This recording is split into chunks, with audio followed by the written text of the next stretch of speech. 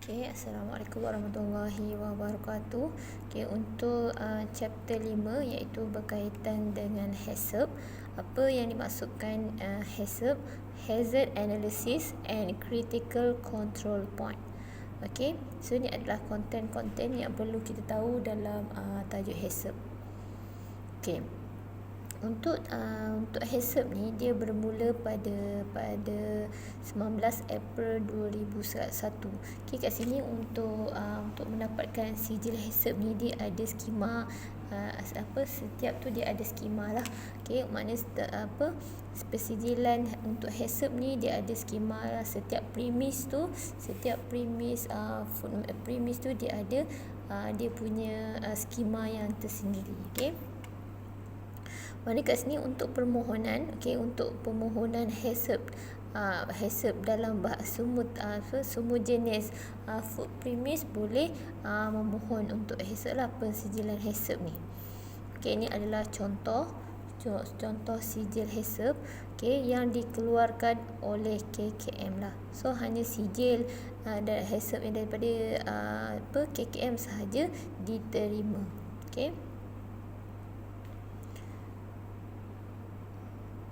Ini adalah guideline yang berkaitan dengan apa yang plan ataupun plan oleh pihak HACCP tersendiri. So dia punya guideline kebanyakan ni lah, maknanya lebih kurang dengan GMP yang kita dah belajar sebelum ni lah. Contohnya facilities, kita dah tahu pasal facilities, supplier control, specification, production equipment. Contohnya macam production equipment, kita cakap lah, maknanya dekat GMP pun sebelum ni pernah sentuh berkaitan dengan mana setiap kita punya semua equipment kita mestilah kita kena kita kena construct dengan install tu mengikut untuk memudahkan dia punya dari segi pembersihan. So dari segi dia pun ada sentuh tentang dari segi maintenance, dari segi calibration, dari segi documentation, semua sama seperti GMP lah. So cleaning and sanitation bersama personal hygiene pun sama juga. Training, chemical control, ni pun sebabkan ada persamaan dengan GMP, so saya tak sentuh lah bahagian ni. Apa yang membezakan, apa yang korang kalian faham, apa yang membezakan antara GMP dan HACCP? Kalau kita sebut dari segi GMP, dia lebih, kita tahulah good manufacturing practice. Kita dah tahu dah dia berkaitan dengan manufacture. So setiap apa yang production ke, berkaitan dengan production dekat dalam kilang tu, maknanya more tu dia GMP. Untuk bahagian HACCP ni lebih kepada more to the product. Maknanya kita memastikan keselamatan produk tu tersendiri.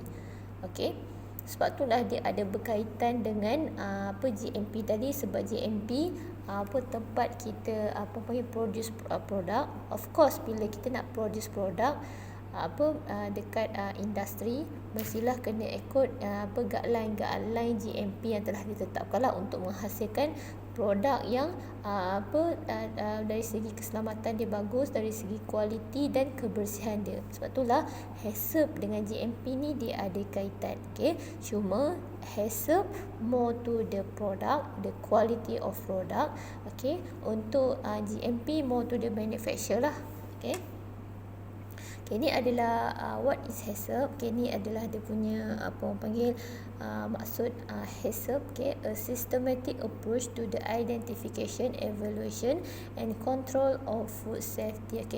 Safety hazard, maknanya dia kontrol ataupun dia elakkan daripada bahayanya makanan ni lah. So maknanya dia elakkan daripada bahayanya makanan. Contohnya kalau dari segi bila kita sebut hazard, kita tahulah hazard ni terbahagi kepada 3, iaitu biological, biological hazard, chemical hazard dan juga physical hazard. So HACCP ni dielakkan daripada bahaya dalam makanan ni berlaku. Okey, so HACCP plan ni dia tulis dalam dia bertulis, okey, so dia adalah prinsipal-prinsipal yang telah ditekankan dalam HACCP ni. Okey, so untuk kita mendapatkan makanan yang selamat, dari segi makanan yang selamat daripada risiko-risiko bahaya ni, okey, mestilah kita kena ikut guideline yang telah ditetapkan lah. Okey, seperti mana GMP. Okey. Okey, ni seperti yang saya sebut tadi. Okey, maknanya untuk kita mendapatkan food safety, okey, food safety analysis ni maknanya kita kena kontrol lah. Kita kena kontrol dari segi dalam bahayanya, maknanya dalam biological, chemical dan physical hazard lah. Terutamanya daripada ni lah, yang daripada production kita lah, seperti yang mana kita tahu raw material, okey, raw material production, procurement, handling, distribution, ni semualah sehinggalah finish product. So setiap maknanya daripada raw material kita sehingga produce-nya kita punya finish product tu, okey, maknanya setiap setiap proses tu maknanya kita kena kita kena kontrol dari daripada risiko yang bahaya. Okey. Okey, kenapa HACCP ni penting? Okay, kenapa pensijilan HACCP ni penting? Okey, pertama ni lah, maknanya kita elakkan, kita kontrol daripada bahayanya dalam bahaya dalam food production.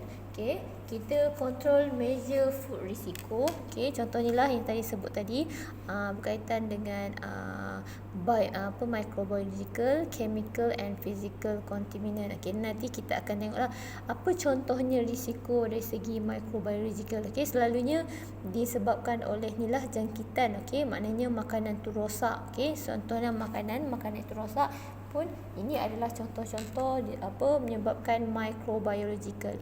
Okey, so kalau chemical, chemical ni dari segi perubahan, contohnya perubahan rasa lah.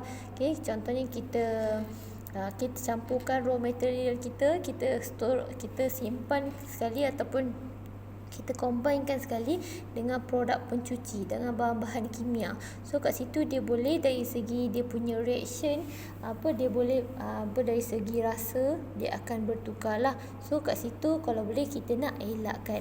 Okay, dari segi physical contaminant, physical contaminant seperti mana kau tahu, benda yang kita nampak. Okay, benda yang kita nampak, contohnya lah kan, contohnya ada sepihan-sepihan kayu, okay, ada rambut dalam kita punya produk, itu adalah contoh-contoh physical contaminant. So kalau boleh kita nak kontrol, HACCP ni bertujuan apa? Untuk kita kontrol daripada berlakunya risiko-risiko bahaya dalam makanan ni lah. Okay.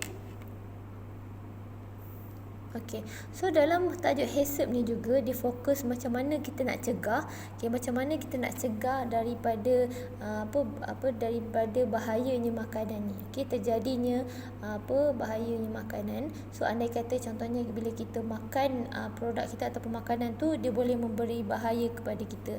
So untuk HACCP ni adalah tujuan HACCP ni untuk mengelak ataupun cegah daripada risiko-risiko itulah. Okey. Ini adalah contoh-contoh lain. Okey.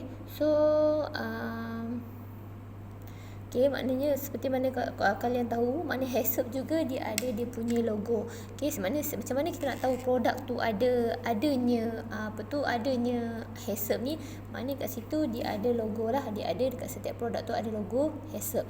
So bila adanya logo HACCP tu, maknanya kita sebagai pengguna ataupun pengguna di luar sana bila tengok adanya logo HACCP, so memang produk tu menjadi pilihan utama. Okey, seperti mana kita tengok ada logo halal. Okey, bila HACCP tu kita dah tahu dari segi kualiti ni memang bagus. Okey, maknanya bila kita makan kita tahulah takkan membahayakan kesihatan kita. Okey.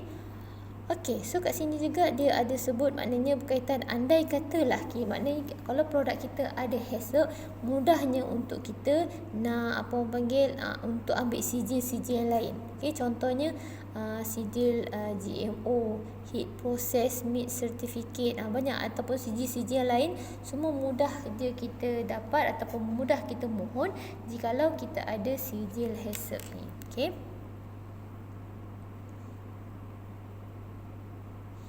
Okay, apa tujuan persetujuan HACCP ni untuk dari segi untuk halal produk, maknanya dia menguatkan lagi ataupun dia support lagi dari segi kualiti lah, dari segi kualiti. Maknanya kita tahulah, maknanya kalau adanya sijil halal, kita tahu maknanya daripada sumber-sumber dan ingredient yang yang halal, yang halal dimakan dan tidak membahayakan kesihatan.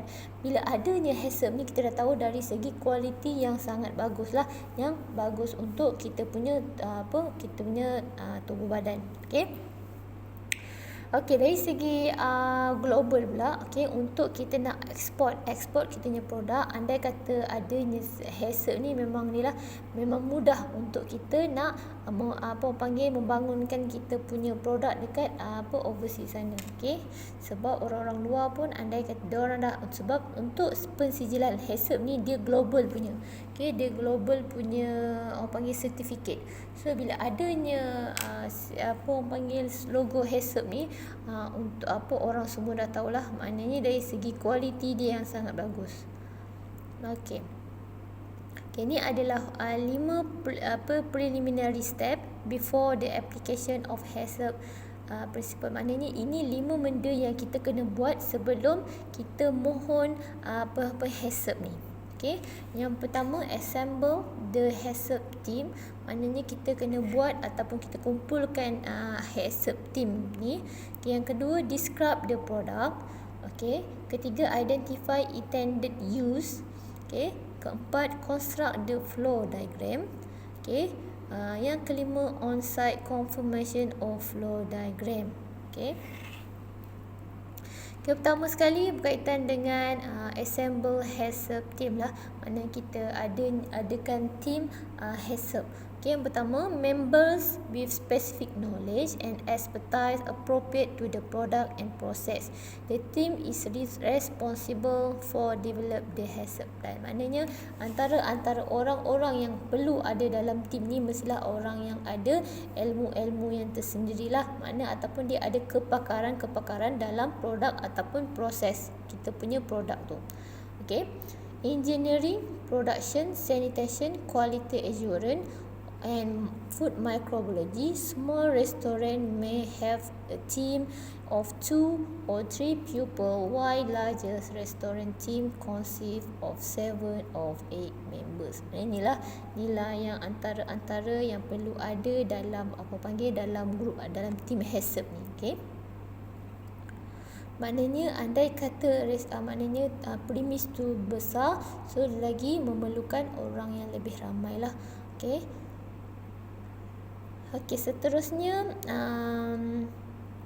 obtain the expert advice from the outside experts from the other sources such as trade and industry association, independent expert, regulatory authorities, HACCP literature and HACCP guidance. Outside experts are knowledgeable in potential biological, chemical and or physical hazard associated with the product and the process. Maknanya kat sini kita perlulah juga untuk panggil orang luar untuk memberi tunjuk ajar ataupun nasihatlah berkaitan dengan kita punya berkaitan dengan HACCP punya guidance ni. Mana kat situ dia akan bagi tahulah mana yang boleh, mana yang tak boleh. So dia akan bagi, maknanya orang ni adalah orang yang berpengetahuan tentang benda-benda ni, tentang HACCP ni. The HACCP team must include the coordinator with HACCP, a management skill to play the role of team leader. Where other members do not necessarily have HACCP skill, the HACCP coordinator is trained in the HACCP principle and need to have the company resources to implement the HACCP program. Mana kat sini dia kata HACCP team ni mestilah dia kena ada dia kena termasuklah sekali dengan dia punya coordinator, maknanya yang berkaitan dengan HACCP lah. Dia ada pengurusan maknanya dia punya pengurusan HACCP ni sebagai ketua lah untuk untuk menerangkan tentang skill-skill HACCP ni. Okey, dia bagi tahu prinsipal. Okey, so andai kata staff-staff lain yang tak tahu, so dihantar untuk training. So bila orang tu lebih tahu pasal HACCP, so dia akan dia bertanggungjawab untuk mengajar dia punya staff-staff lain lah tentang HACCP ni. Okey, ni adalah tanggungjawab oleh untuk HACCP team ni lah. Okey, macam biasa, conduct the hazard analysis. So bila kita sebut pasal HACCP, kita tahu dia ada kaitan dengan hazard. Okey, identify the potential hazard, identify the hazard that must be controlled. Maknanya kita identify, kita tengok ini dalam setiap proses tu ada tak berlakunya hazard ni, ada tak bahaya yang akan berlaku. Okey, andai kata ada, macam mana kita nak control dia. Okey, macam mana kita nak control dia, dia adalah step-step yang kita perlu buat. Okey, so ni antaralah contoh-contoh yang lain tanggungjawab HACCP team ni. Okey, semua berkaitan dengan hazard.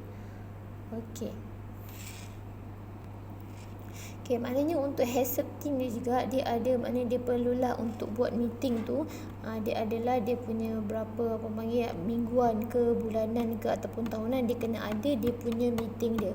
Okey, makna setiap meeting tu dia kena kena tahu kena clear apa tujuan, apa purpose yang perlu dibincangkan waktu meeting tu. Lepas tu waktu meeting tu pula, maknanya dia kena tahulah, maknanya time tu memang dah clarify kat situ siapa yang akan present. Okey, kita nak discuss pasal apa dan apa keputusan perbincangan kita, tu semua kena clear. Okey, seterusnya yang kedua adalah pre-HACCP step 2, iaitu describe product lah. So kita describe produk kita jenis macam mana. Okey, maknanya kita kita declare ataupun kita buat detail tentang kita punya produk lah. Maknanya kat situ kena describe maknanya apa nama produk kita punya composition, physical, chemical structure dia macam mana. Okey, berkaitan dengan packaging dia macam mana, durability dia. Okey, storage. Lepas tu maknanya kita nak simpan, maknanya kita punya produk tu kita kena simpan dalam keadaan yang macam mana, sejuk ke panas ke. Okey, maknanya dia punya ingredient pun kena detail juga, apa ingredient yang kita gunakan. Okey, so proses kita kena catat juga proses apa yang kita buat untuk menghasilkan produk ni. Okey, lepas tu berkaitan dengan describe tentang makanan tu. Andai kata dia makanan frozen, okey, kat mana temperature yang macam mana yang bersesuaian. Okey, so andai kata kita nak serve dia, macam mana kita nak control dia punya suhu tu. Okey, semua kita kena discuss dengan begitu detail lah.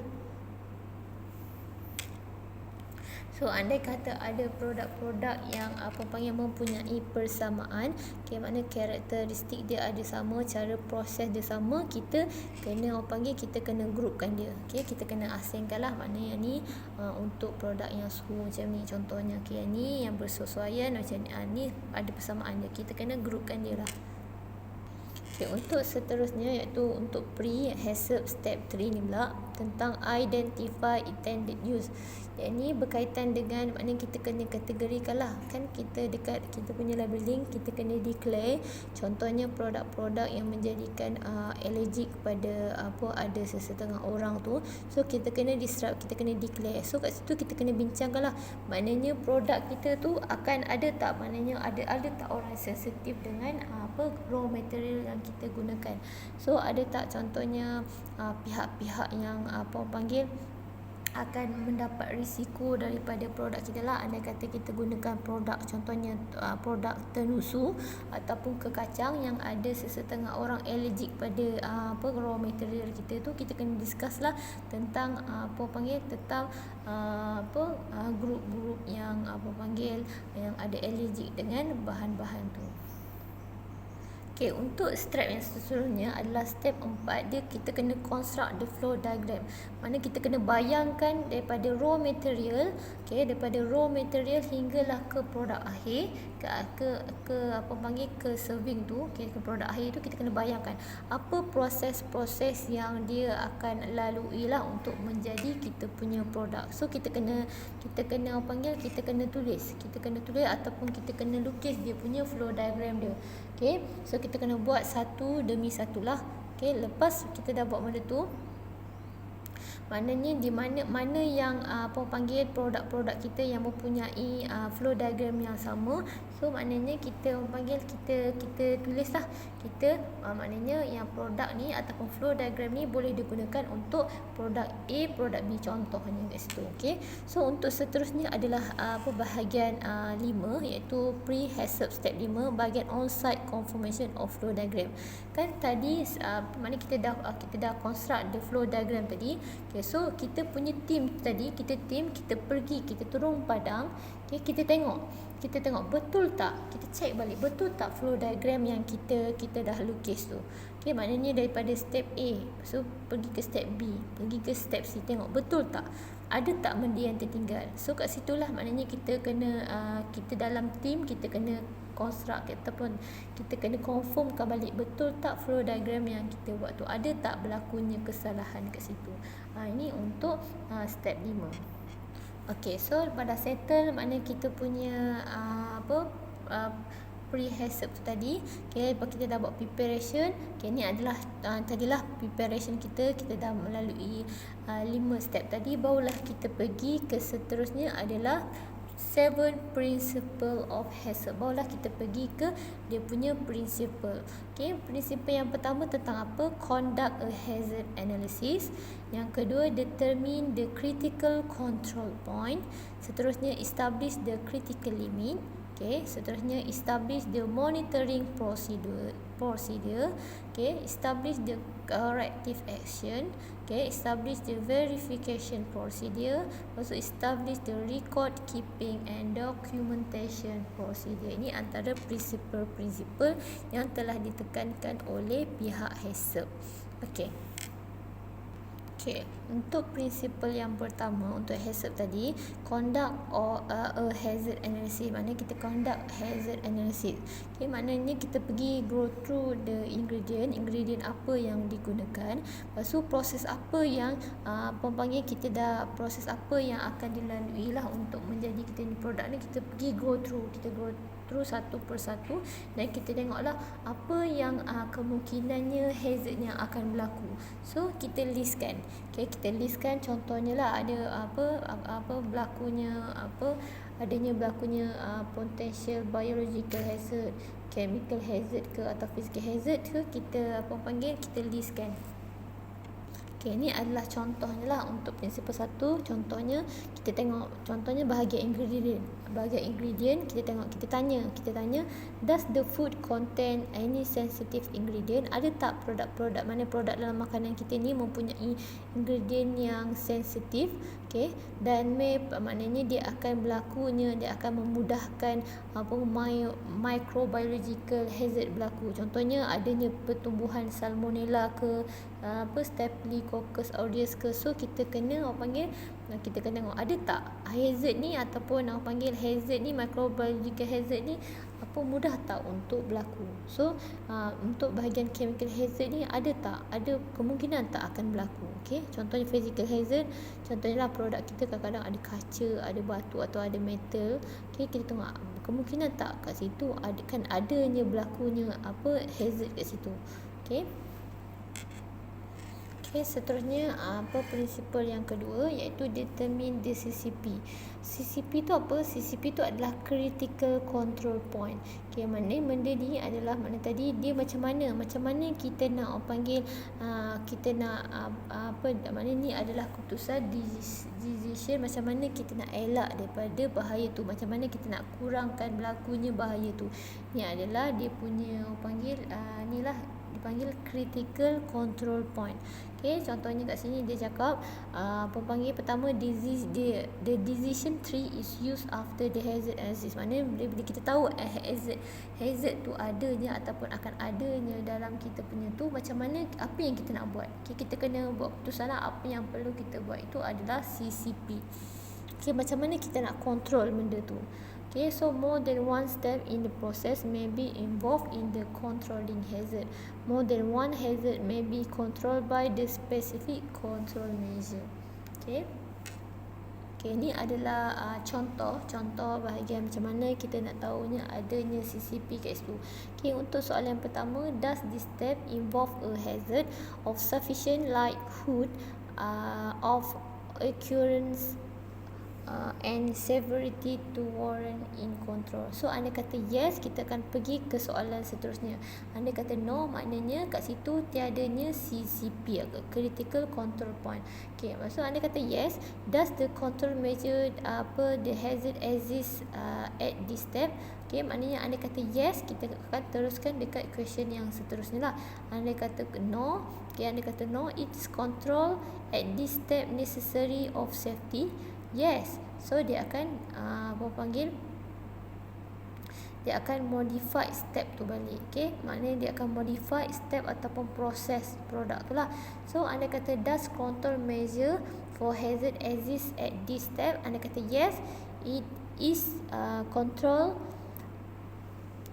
step necessary prevent eliminate. Maknanya adakah control ni, maknanya step ni kita boleh panggil mana kita punya langkah kita tu boleh tak kita kita cegah kita ataupun kita eliminate ataupun kita reduce risiko hazard untuk para customer ni. Anda kata ada jalan, ada cara, itu adanya mana kat situ adanya CCP lah, critical control point. Anda kata tak ada, maknanya kat situ kita tak ada no critical control point lah. So dia stop kat situ saja.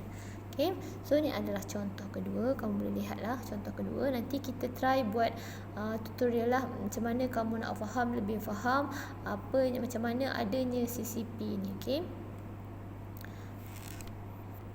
Okay, untuk bahagian establish critical limit ni untuk prinsipal ketiga lah. Maknanya dia ada kaitan dengan critical control point tadi ni. Maknanya kita nak tengok dia punya jalan penyelesaiannya lah.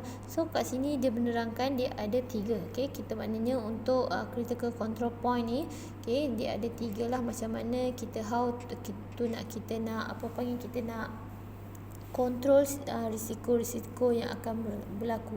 Tu dipanggil critical limit. Okay, so dia ada 3. Okay, yang pertama prevent, maknanya kita cegah. Macam bolehkah kita cegah, maknanya bolehkah kita cegah risiko yang bakal berlaku atau risiko yang berlaku tu, boleh tak kita cegah.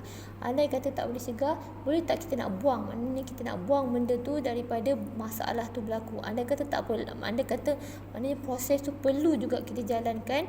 Okay, maknanya langkah yang terakhir adalah caranya kita hanya boleh kurangkan risiko tu yang berlaku lah. So yang pertama tadi prevent tu maknanya kita cegah benda tu daripada berlaku. Okay, andai kata kita tak boleh cegah, kita kena eliminate, maknanya kita kena buang masalah tu. Boleh tak kita buang proses, contohnya masalah tu dekat proses tu, boleh tak kita buang proses tu. Andai kata tak boleh, kita maknanya langkah terakhir adalah hanya boleh kita kurangkan sahaja risiko yang bakal berlaku tu. Okay.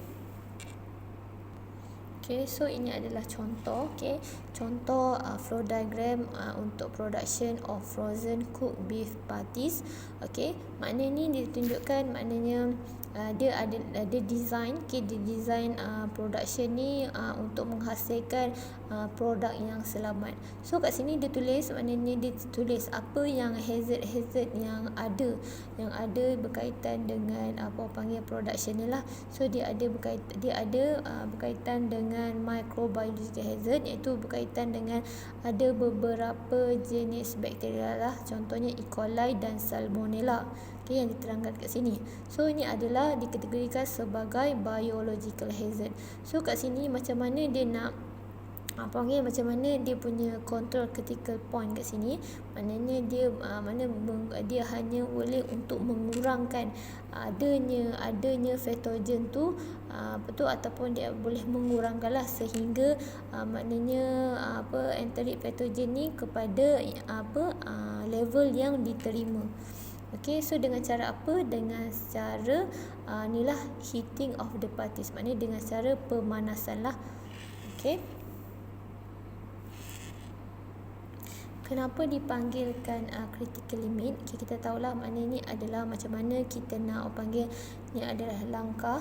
Okay, langkah macam mana kita nak control. Okay, kita dah tahu tadi maknanya CCP itu control critical point. Maknanya macam mana kita nak cegah daripada hazard tu berlaku ataupun daripada adanya hazard tu. Okay, so kat situ bila yang step yang seterusnya adalah critical limit, maknanya kita tak boleh buat, maknanya dia ada contohnya selalunya dalam temperature lah, bahagian critical limit ni temperature. So kita hanya boleh panaskan produk tu dalam temperature sekian-sekian. Kita tak boleh lebih. Kalau lebih kemungkinan dia akan menyebabkan produk kita tu berubah. Berubah ataupun contohnya terlebih masak pun tak boleh. So dia ada limit temperature, dia ada limit dia kat situ. So andai kata produk tu frozen tu, dia ada range dia mana yang temperature yang dibenarkan. Kat situ yang dimasukkan dengan critical limit tu.